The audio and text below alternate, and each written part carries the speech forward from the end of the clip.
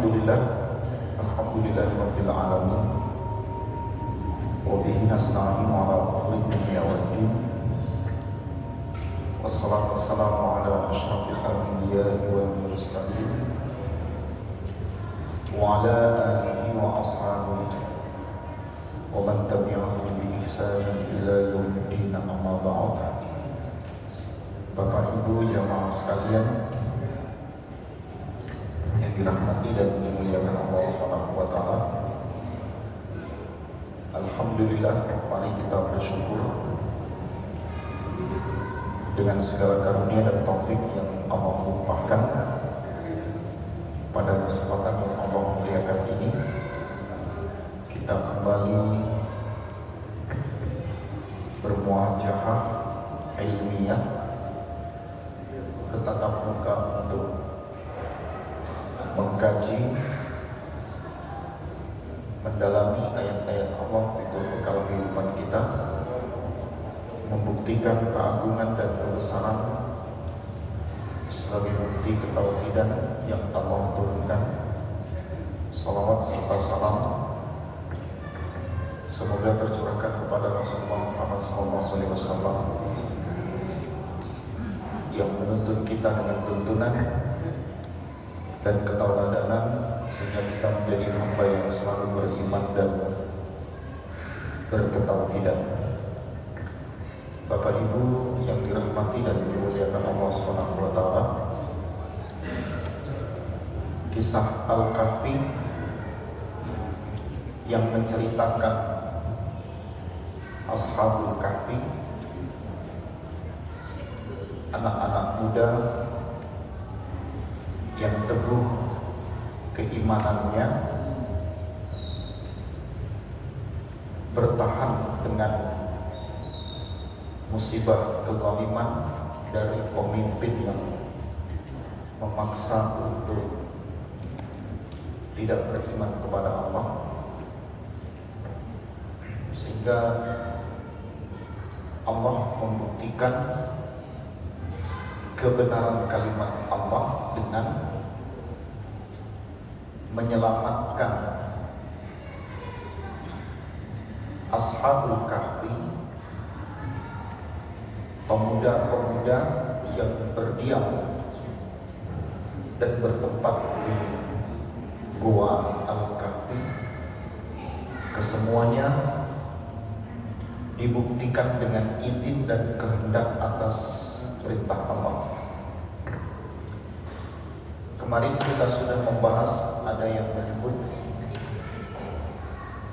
jumlahnya 3 dengan hewannya, yaitu anjingnya menjadi 4. Ada yang menyebutnya dengan 5 dengan hewannya 6. Ada yang menyebutnya 7 dengan hewannya, berarti menjadi 8. Dan berbagai macam versi yang menyebutkan seperti yang digambar ayat ke-22. Lalu ayat yang ke-23 menggambarkan kepada kita semua itu adalah izin dan kehendak atas Allah yang memperjalankannya. Maka tidak ada yang tahu inni fa'ilu dzalika wa dzalika. Tetapi kata Allah, aku yang fa'il, yang melakukan, yang mengerjakan. Maka subjeknya adalah Allah, objeknya adalah makhluk Allah. Kita nggak tahu terhadap kezaliman yang terjadi di tengah-tengah kefasikan, kemunafikan, ya. Tetapi ketika Allah berkehendak dengan masyiatullah, dengan izin dan kehendaknya, ketika Allah punya azam untuk membalas kezaliman, kemunafikan dan kemusyrikan, maka itu menjadi bukti Allah adalah subjek fa'il. Ya. Di ayat yang ke-24, kecuali itu atas kehendak Allah. Kemarin kita sampai ayat berapa kan? 25. 25 24 ini berarti illa an yasha Allah wa rabbaka idza nasita wa qul asa an yahdiyani rabbi li aqrab min hadha rasyada. Ya, illa kecuali an yasha Allah yang menginginkan, menghendaki untuk terjadinya sesuatu. Jadi tidak ada yang bisa ingat tentang sesuatu kecuali Allah yang mengingatkan. Kalimat sya'a yasha'u itu artinya berkehendak, berkeinginan. Yang menjadi keinginan dan kehendak itu adalah Allah atas apa yang selama ini dikerjakan dan dilakukan oleh hambanya Allah. Maka ada azam, ada keinginan kuat untuk melakukan sesuatu, itu pun karena Allah. Ya, itu pun karena Allah. Bagaimana biar kita ini berada dalam kehendaknya Allah? Dijawab langsung pada kalimat berikutnya, wadhkur rabbaka, maka ingatlah Rabbmu idza nasita, apabila engkau lupa. Jadi kalau kita ingin menjadi hamba yang selalu dalam kehendak baiknya Allah, maka banyak-banyak mengingat Allah. Kalau kita berada dalam keinginan yang buruk, kemauan yang buruk, mengikuti godaan setan, iblis, gangguan-gangguan kemunafikan, kemusyrikan, semuanya mengarahkan kita ke keburukan, maka sebenarnya kita sedang tidak mengingat Allah. Maka Bapak Ibu sekalian, kalau kita sedang selalu ingat kepada Allah, kenapa kehendak buruknya Allah itu selalu masih ada sama kita? Maka sebenarnya Allah menguji dengan tingkat keimanan saat kita mengingat Allah. Apakah dengan mengingat Allah itu hati kita menjadi tenang, menjadi nyaman, atau sebaliknya, dengan mengingat Allah itu hati kita menjadi tidak tenang, tidak nyaman, ya, berada pada gundah, ya, berada pada kesulitan dan seterusnya. Nah, wadhkur rabbaka idza nasita, dan ingatlah Rabbmu ketika engkau lupa. Di sini ada ta'liq. Ta'liq itu apa? Ta'liq itu ada sesuatu yang digantungkan, ada kain yang selalu mengikat, ada hubungan yang akan selalu dihubungkan. Ya, dalam tafsir Al-Muyassar menyebutkan illa an tu'alliqa qaulaka bil masyiah. Jadi pengecualiannya apa? Ketika kita sebagai manusia itu selalu menghubungkan, menggantungkan, menyambungkan apa yang menjadi perkataan kita itu dengan apa yang dikehendaki oleh Allah. Pak Haji, jangan lupa ya, besok kita janjian jam 8. Apa Bapak Ibu jawab? Insya Allah. Kalau Allah berkehendak. Padahal besok pagi jam 8 Bapak Ibu nggak ada di sini. Malam ini sudah merencanakan untuk keluar kota. Berarti Bapak Ibu tidak mentaklikkan, menghubungkan, menyambungkan. Sudah tahu besok tidak bisa, tapi masih dijawab insya Allah. Terus istrinya yang itu bilang begini, Pak, sudah tahu besok jam 8 nggak bisa, kok bilang insya Allah? Ya siapa tahu Allah berubah kan, nanti malam kita nggak jadi keluar kota. Maka saya jawab, kita jawab insya Allah. Nggak mungkin Pak, nggak mungkin kita malam ini nggak berangkat keluar kota. Malam ini kita berangkat. Ya nanti apa kata nanti Bu, yang penting sudah kita jawab insya Allah. Tahu-tahu di jalan ketika pulang persiapan mau berangkat itu dengar suara Surabaya. Berita diinfokan bahwa sangat telah terjadi angin puting beliung, cuaca ekstrim, beberapa kejadian besar menghadap kehidupan bla panjang ceritanya. Malam lagi ada kecelakaan beruntun, 21 mobil beruntun berantakan, kecelakaan semuanya.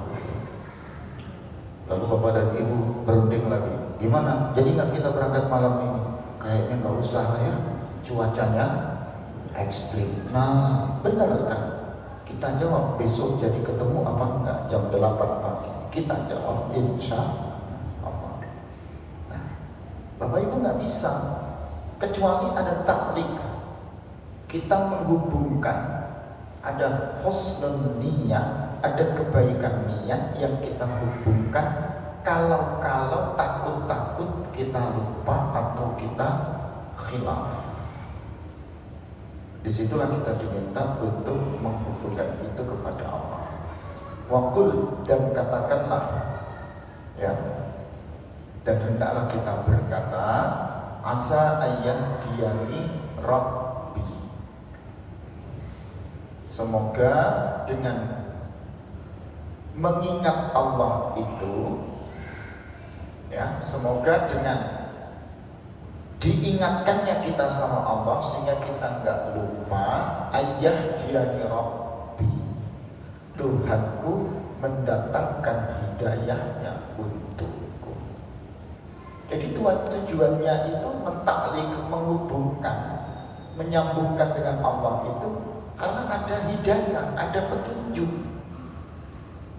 Siapa tahu Allah merubahnya dengan caranya Allah. Li'aqraba min hadza rasyada, untuk menjadikan agar apa yang menjadi cara, jalan, ya, perantara, wasilah yang mengantarkan kita kepada apa yang kita inginkan itu menjadi rasyada. Rasdun itu artinya hadiyun. Ar-rasyad itu artinya al-huda, petunjuk. Andai kata Bapak Ibu jadi keluar malam itu, mungkin Bapak Ibu akan menjadi bagian kecelakaan itu. Bukan mobil 21 yang ketubruk, tapi menjadi tambah 122. Andai kata kejadian macet waktu itu, mogok jalannya nggak jadi berangkat, mungkin Bapak Ibu bagian dari yang kendaraannya mogok di tengah jalan karena banjir sedang menimpa, yang mencoba kehidupan kita. Disitulah ada jalan yang mengantarkan kita sampai kita menemukan sesuatu yang menunjukkan kita kepada kebenarannya Allah. Ada perantara yang mengantarkan kita sampai kita punya hubungan, sampai kita punya alaqah, ya, keterhubungan dengan apa yang menjadi keinginan kita, dengan apa yang menjadi kehendaknya Allah. Nah, manusia itu kan sulit untuk menghubungkan apa yang menjadi keinginannya dengan apa yang menjadi kehendaknya Allah. Itu tidak mudah. Gimana berupa hasil anaknya lulus apa enggak? Saya sudah berusaha Pak, mudah-mudahan nanti Allah mengizinkan dengan diluluskan. Saya sudah berdoa Pak, mudah-mudahan putra saya, putri saya diterima dan diluluskan. Lalu si bapak itu menjawab, insya Allah anak baik itu tidak lari dari orang tua yang baik. Ya, anak yang hebat tidak lepas dari orang tuanya Yang hebat, si bapak itu bicara, karena buah itu tidak akan jatuh kecuali dari dekat dengan pohonnya. Makanya kalau kita ingin dekat sama Allah, biar kebaikan Allah itu datang dan turun untuk kita, maka banyak-banyaklah kita mengingat Allah Subhanahu wa Ta'ala. Mungkin dengan doa, dengan untayan petunjuk, dengan membaca apa yang terjadi dalam kehidupan yang ada di sekitar kita. Nah, disinilah ayat ini mengantarkan kepada kita ketika kita hubungkan dengan ayat yang ke-23. Inni fa'ilu dzalika ghadan. Inni fa'ilu dzalika ghadan itu artinya inni sa'af'alu hadza syai' ghadan, tomorrow. Sungguh aku yang akan melakukan segala sesuatu apapun, dengan bentuk apapun, dengan cara apapun, ya, itu esok. Dan itu siapa fa'ilnya, pelakunya? Allah Subhanahu wa Ta'ala. Nggak ada angin, nggak ada hujan, kok tiba-tiba apa itu? Kebakaran. Di mana itu kebakaran yang enggak berhenti berulang? Mana? LI apa itu? Los apa itu? Los Angeles. Nah, ya. Los Angeles. Lebih dari 36.000 hektar terbakar. Yang dari angin yang bentuknya berputar, dari angin yang bentuknya merambat, merayap, ya, dari api yang anwa' wa ashkal, bentuknya macam-macam, ya, yang diselamatkan, yang diberi keberkahan, yang diberi kekuatan, itu hanya siapa yang memiliki kedekatan kepada Allah. Jadi tidak ada yang punya kekuatan, ya. Berapa banyak kerugian materi, immateri, fisik maupun yang tidak berfisik, itu menjadi sebuah catatan. Wa idza aradna, dan apabila kami berkehendak. Arada yuridu itu artinya sama dengan sya'a yasha'u, ya, artinya sama-sama ingin, sama-sama berkehendak, sama-sama mau. Bahasa Arabnya arada, di sini pakai sya'a. Wa idza arada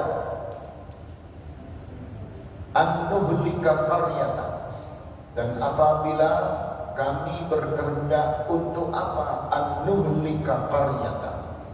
Allah gunakan kalimat ahlaka, bukan afsada. Bukan merusak lalu bisa dibetulkan, tapi ini dirusak, susah untuk bisa dibetulkan. Maka itu di kalimatnya disebutkan menghancurkan. Dan apabila kami ingin menghancurkan qaryatan, satu penduduk negeri, amarna mutrafiha, kami perintahkan kepada penduduk negeri itu di dalamnya untuk melakukan at-taraf, al-mutraf, foya-foya, berlimpah ruah dengan berlebih-lebihan tanpa memikir batas. Jadi kalau Allah ingin menghancurkan satu penduduk negeri, itu Allah biarkan mereka bergelimpangan dengan segala kemewahan. Amarna mutrafiha. Enggak cukup di situ. Fafasaku fiha. Lalu kami jadikan mereka dalam keadaan fasik. Fasik itu keluar dari ketaatan, keluar dari hukum dan aturan yang telah diturunkan. Fahaqqa 'alaiha al-qaul, maka kebenaran perkataan Allah lah yang akan Allah turunkan. Apa itu? hukuman azab. Fadammarnaha tadmira, maka kami hancurkan dengan sehancur-hancurnya. Itu kalau Allah sudah berkehendak, kalau Allah sudah berkeinginan. Makanya gak ada yang bisa menahan kalimat inni fa'ilu dzalika ghadan. Sungguh akulah yang akan melakukan, mengerjakan sesuatu apapun yang terjadi dalam kehidupan di dunia ini dengan izin dan kehendak Allah. Itu yang perlu menjadi catatan Bapak dan Ibu sekalian ya. Makanya selama kita bergantung kepada Allah, tidak ada yang perlu kita kecil hatikan, karena kita masih punya Allah Subhanahu wa ta'ala. Walabithu fi kahfihi talata mi'atin sinina wazdadu tis'a. Ini buktinya. Mana bukti kalau contoh Allah itu yang melakukan, Allah itu yang mengerjakan, Allah itu yang akan membackup itu semua.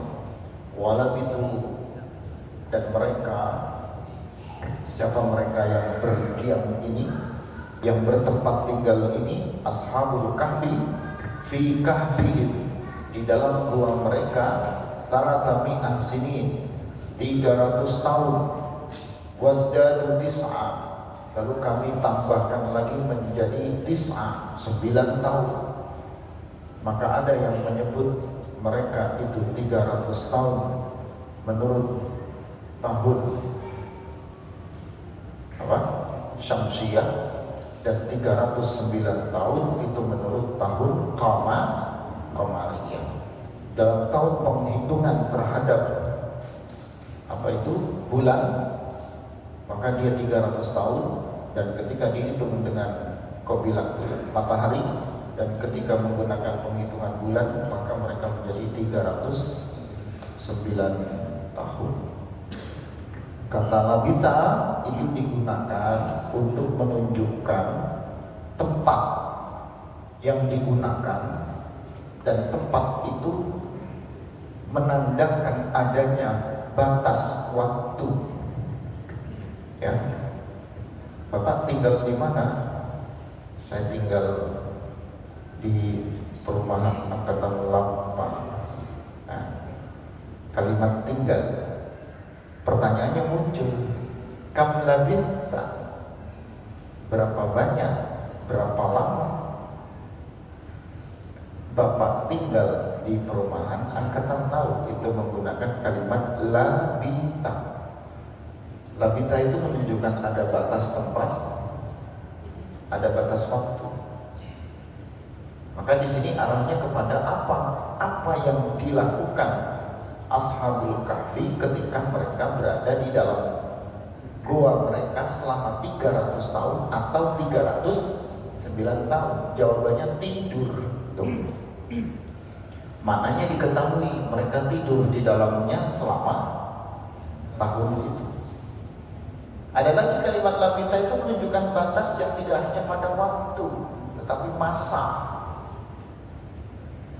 Jadi dalam kurun masa, kisah ashabul kahfi itu menerangkan, menggambarkan dalam kisah dan sejarah yang menjadi catatan bagi umat-umat kehidupan, umat-umat setelahnya. Maka sampai turunnya Al-Quran, kisah ashabul kahfi itu menjadi pelajaran agar yang tidak beriman kepada Allah itu yakin bahwasannya semua ancaman, semua bahaya, ya, semua musibah itu tidak lepas dari apa yang Allah turunkan untuk kita semua. Maka di sini ada masa, ada waktu, yang itu semuanya akan ada pada kehendak Allah. BMKG menyebutkan esok hari Jumat akan terjadi ya curah hujan yang cukup deras. Maka diingatkanlah masyarakat kota Surabaya dan Sidoarjo serta sekitarnya untuk tidak banyak keluar rumah karena hujannya sangat deras. Info itu menyebar di mana-mana, di kepala desa, di Pak Lurah, Pak RT, Pak RW, radio dan seterusnya. Besok keluar rumah dilihat rintik-rintik begini kok dibilang hujan deras. Nah itu, maka tidak semua berita yang tersampaikan itu akan sesuai dengan apa yang terjadi. Laisal khabaru kal mu'ayyan. Ada kata bijak yang menyebutkan begitu. Enggak semua kebenaran berita itu sesuai dengan al-mu'ayyan, yang sebenarnya, yang sesungguhnya. Bapak itu baca berita pertandingan sepak bola, kayaknya mengerikan sekali ini berita. Dari judulnya saja sudah menantang dan benar-benar mengerikan. Gor Delta ditutup, ulah Del Trust, misalnya begitu. Oh, itu orang kan melihatnya enggak penasaran, langsung dibaca. Ternyata tidak semua berita yang dibaca itu bisa jadi sesuai dengan kejadian keyakinan yang ada. Nah sekarang dibalik, ketika ini berita dari Al-Quran, ketika kisah ini dikisahkan Allah di dalam Al-Quran, ketika cerita ini diceritakan dan itu menjadi sebuah berita yang sumbernya dari Al-Quran, bukan dari wartawan, bukan dari manusia, ya, maka tidak ada yang tidak bisa mengembalikan kebesaran dan kuasa itu kecuali hanya Allah kepada Allah Subhanahu wa taala. Disinilah gak ada yang bisa menjawab, ya. Meskipun Allah menyebutnya dengan kalimat 300 dan 309 tahun. Qul, katakanlah ya Muhammad. Jadi Rasulullah itu suatu hari ditanya, wahai Muhammad, benarkah kisahnya Ashabul Kahfi itu?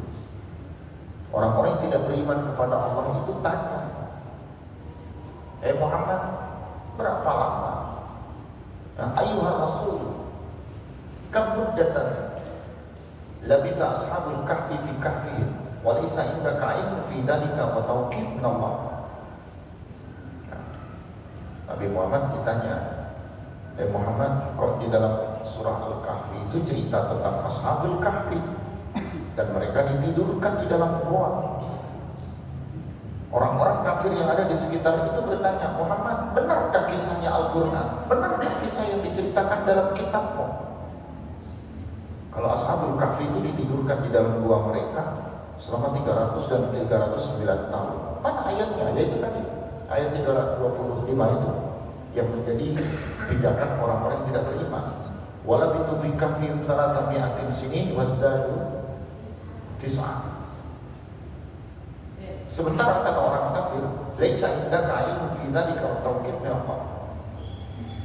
Sementara engkau tidak punya ilmu tentang itu, wahai Muhammad.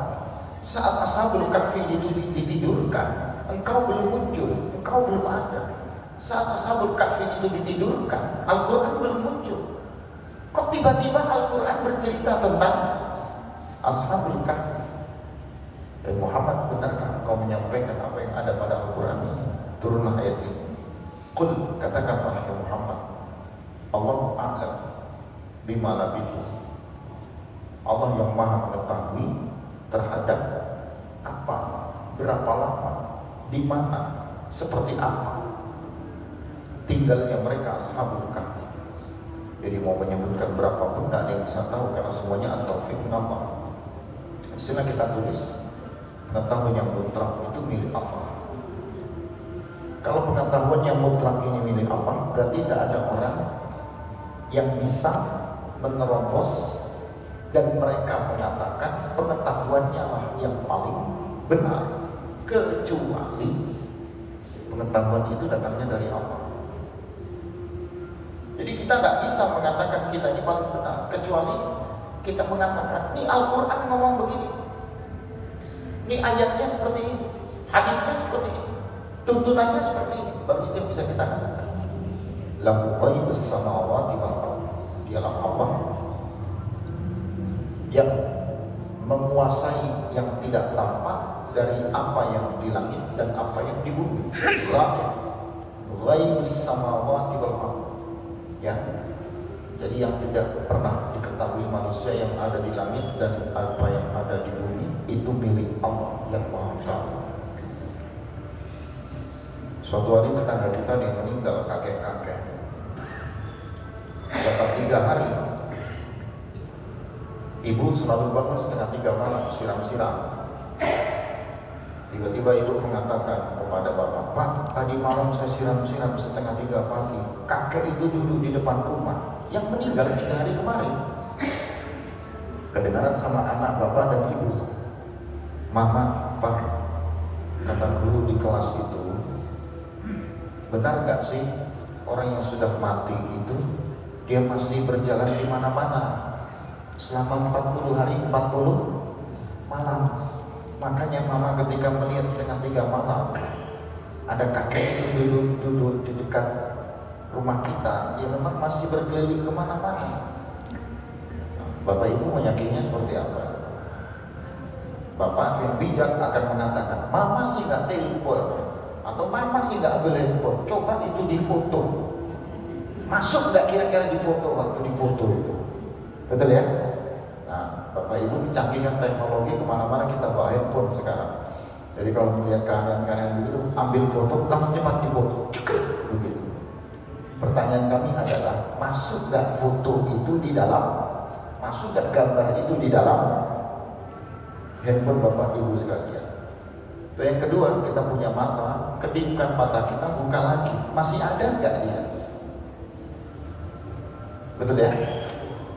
Maka itu yang namanya Allah Subhanahu wa taala. Di situ kalimatnya absir wa asmi. Ya. Absir wa tasmi diartikan ta'ajjab. Kita diminta takjub. Dari apa? Min kamali basarihi wa sam'ihi wa ihatatihi. Jadi kita perlu untuk punya kekaguman, ketakjuban kepada apa yang kita dengar, apa yang kita lihat, apa yang ada di sekitar kita, bikulli syai'in, dalam perkara, dalam hal apapun. Malahu min dunihi min waliyyin wala yusyrik fi hukmihi ahadan. Jadi gak ada milik mereka yang berkuasa, yang menguasai, yang memiliki pengetahuan kecuali hanya Allah. Berarti tidak ada min waliyyin, tidak ada penolong, tidak ada yang disekutukan. Artinya tidak boleh ada yang meminta pertolongan kepada sesuatu selain Allah Subhanahu wa taala. Kenapa? Karena yang disebut dengan ketakjuban, kekaguman itu hanya kepada ciptaannya Allah, yang menunjukkan disitulah kuasanya Allah. Ya, jadi Bapak Ibu boleh takut dengan petir, tapi jangan rasa takut itu menjauhkan kita dari Allah. Bapak Ibu boleh takut kepada kematian, ya, atau takut kepada cerita-cerita itu tadi, tapi jangan rasa takut kita itu menghalangi kedekatan kita kepada Allah. Semakin kita dikasih ancaman dengan ancaman-ancaman Allah, dengan musibah, dengan ujian, dengan cobaan, semakinlah kita dekat, ya, semakinlah kita memuliakan, mengesahkan Allah Subhanahu wa taala. Makanya gak heran Bapak Ibu sekalian, orang kalau sedang kena ujian, kena musibah, itu semakin dekat sekali sama Allah. Keluarganya masuk ICU, yang gak pernah sholat jamaah jadi sholat jamaah, yang gak pernah doa jadi doa, ya. Anaknya sedang sakit, ada keluarganya yang kecelakaan atau kena musibah, kena akal-akal apa itu, pinjol atau debt collector gitu ya. Nah, itu sedang kena musibah begitu, langsung kita dekat kepada Allah. Nah, disitulah wajar ketika manusia sedang hatinya susah, maka dia akan semakin mendekat kepada Allah, karena Allah mengajarkan yang demikian. Ya, Bapak Ibu yang dirahmati dan dimuliakan Allah Subhanahu wa taala. Inilah di ayat yang ke-26 yang kita sampaikan. Ada pertanyaan mungkin, silakan. Monggo.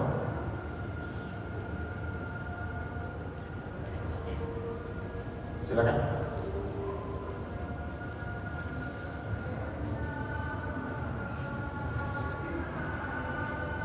Ada?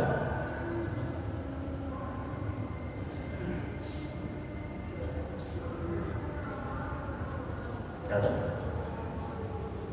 Ya.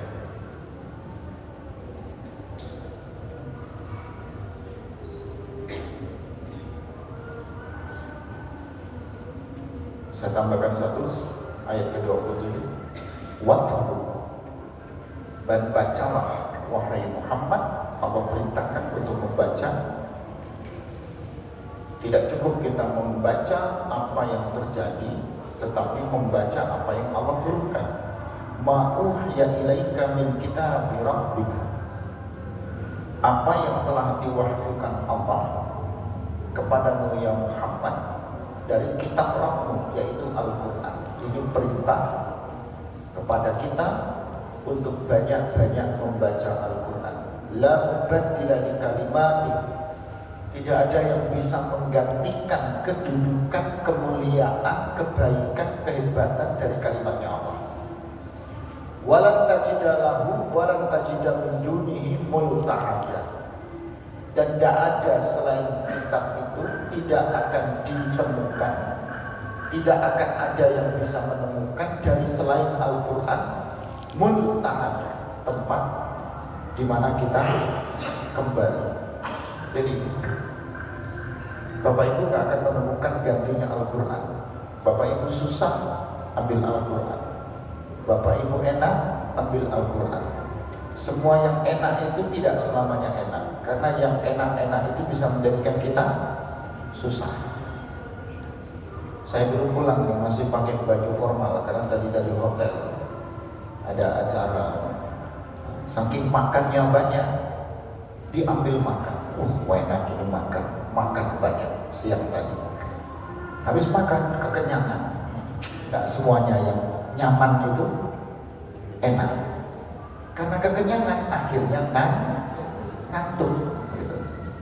Karena kekenyangan akhirnya nggak bisa berpikir enak, nggak bisa bergerak enak.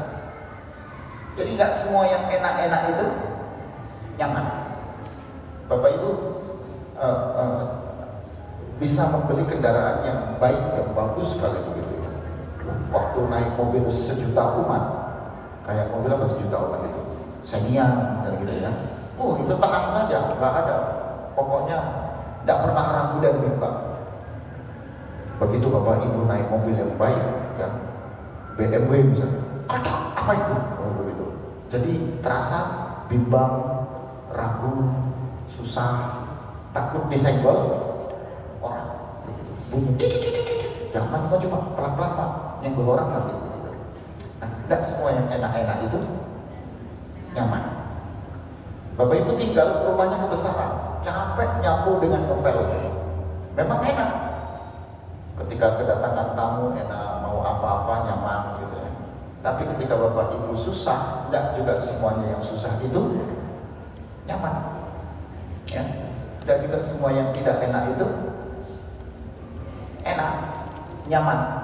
Nah, disinilah keadaan apapun yang diberikan kepada kita, ditimpakan kepada kita, Allah mengajak kita untuk selalu dekat kepada Allah. Maka perintahnya watlu ma uhiya ilaika min kitabi rabbik, perintah membaca apa yang diwahyukan. Jadi bukan membaca wahyunya saja, tidak cukup, tapi apa itu berarti ada sesuatu yang ada di balik makna yang dibaca. Ya, membaca sesuatu itu tidak cukup, tetapi melihat dan memaknai ada apa di balik makna yang ada di balik yang dibaca. Saya melihat ada lantai 2. Maka pertanyaan saya, lantai 2 ini dipakai apa Pak? Tidak pernah dipakai apa-apa Pak. Kalau gitu kenapa kita bangun lantai 2? Begitu. Itu contohnya begitu. Lantai 2 kok ramai Pak? Dipakai apa? Pak, anak-anak TPG, ada kelompok-kelompok baca Quran. Berarti memang fungsinya itu untuk apa-apa. Nah, ma'uhiyah, apa yang diwahyukan itu tidak sekedar kita membaca Al-Quran, tapi akhirnya kita mengamati terjemahannya apa, artinya apa, tafsirnya apa. Maknanya apa? Kan begitu. Bapak Ibu, saya yakin kita semua pernahlah menghatamkan bacaan Al-Quran. Cuman saya mau tanya, yang sudah pernah menghatamkan terjemahannya Al-Quran siapa? Ya, kita membaca Al-Quran ini insya Allah hatam, apalagi Ramadan gitu. Bisa 2 kali, sekali, 3 kali, 4 kali. Tiada hari tanpa membaca Al-Quran. Kita menghatamkan bacaan Al-Quran. Sekarang kami tanya, yang sudah menghatamkan terjemahannya Al-Quran siapa? Gak ada yang jawab kan? Pertanyaannya muncul lagi, siapa yang sudah menghatamkan tafsirnya Al-Quran? Karena tafsir sudah banyak diartikan bahasa Indonesia. Ya, sudah banyak. Saya punya kitab Fathul Bari itu 58 jilid. Tuh. Ada yang bahasa Arab, saya punya. Ada yang bahasa Indonesianya, saya punya. Itu sudah diterjemahkan dalam bahasa Indonesia. Tugas kita cuma baca. Ya Bapak Ibu nggak ada yang jawab karena nggak bisa menjawab begitu. Kecuali saya kasih hadiah. Yang sudah tadi membaca saya kasih hadiah umroh. Besok 23 saya berangkat. Baru Bapak Ibu ngangkat gitu. Ternyata jawabnya karena ada hadiah. Nah, itu kan macam-macam ya. Nah, disitulah Bapak Ibu yang dirahmati dan dimuliakan Allah SWT. Jangan pernah kita menggantikan kedudukan Al-Quran dengan segala kemuliaan, karena tempat kembalinya masalah, tempat untuk menyelesaikan semua masalah Allah itu ada di dalam Al-Quran. Jadi masalah apapun yang Allah tampakkan dalam kehidupan dunia itu sudah digambarkan masalah-masalah itu sama Allah di dalam kitabnya Allah SWT. Ihdinas siratal mustaqim siratal ladzina an'amta 'alaihim ghairil maghdubi 'alaihim waladdallin. Astaghfirullah, mohon maaf atas segala kekurangan. Assalamualaikum warahmatullahi wabarakatuh. Waalaikumsalam.